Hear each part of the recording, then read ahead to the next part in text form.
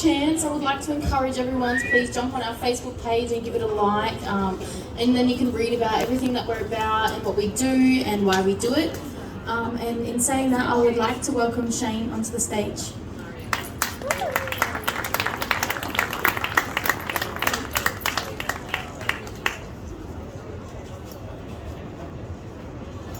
Hello.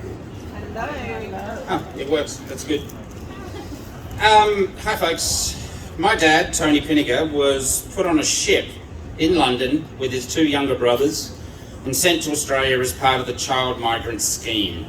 It was 1950, he was 13 years old, and their mum, Molly, waved goodbye from the dock, then went off and married some random dude a few months later. True story. Their life had already been pretty dysfunctional by that point. Molly was never going to win any Mother of the Year awards and their dad wasn't around. But when they arrived in Australia, they were sent to the notorious Fairbridge Farm School in Pinjarra, and that was a whole other thing entirely. Dad would never talk to me about his childhood, barely a word, until about 5 years ago. He'd been working his way through various cancers for about a decade at that stage. I used to joke that he was trying to collect the whole set. And he finally agreed to share his story with me.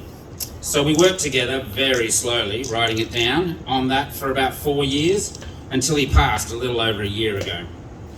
Then I took 6 months last year and finished his memoir, All That Was Taken From Us, and I published the book on the 8th of January 2023, 70 years to the day from when he left Fairbridge. When Marita suggested I should come up and read from the book tonight, I wasn't keen at all. Everyone else is entertaining you with a song and a dance, and believe me, you do not want me to sing or dance. So instead, I wrote a poem about Dad's journey, which may be better or worse than me singing or dancing, we'll find out. If you enjoy it, maybe you'll enjoy the book as well. I have copies for sale over there with my lovely wife. So let's dive in. The sooner we do this, the sooner we can all go back to the bar. I knew that'd get a clap. As kids, we were constantly in trouble. That's what they always told us. The war had come and gone, and Mother's door was shut behind us. To grandpas, to aunties and uncles, and foster homes we went. Mother did her own thing, so to others we were sent. But we never felt bitter, we just tried to do what we were told. I didn't see Mum for a long time, and my foster parents were cold.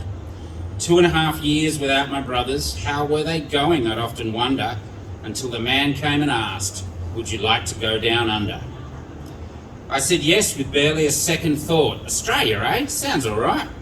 It had to be more fun, or at least warmer, and my brothers, we'd reunite. Anything had to be better than here, but my carers tried to stop me. A nice lady saw through their lies, so I made the cut, luckily.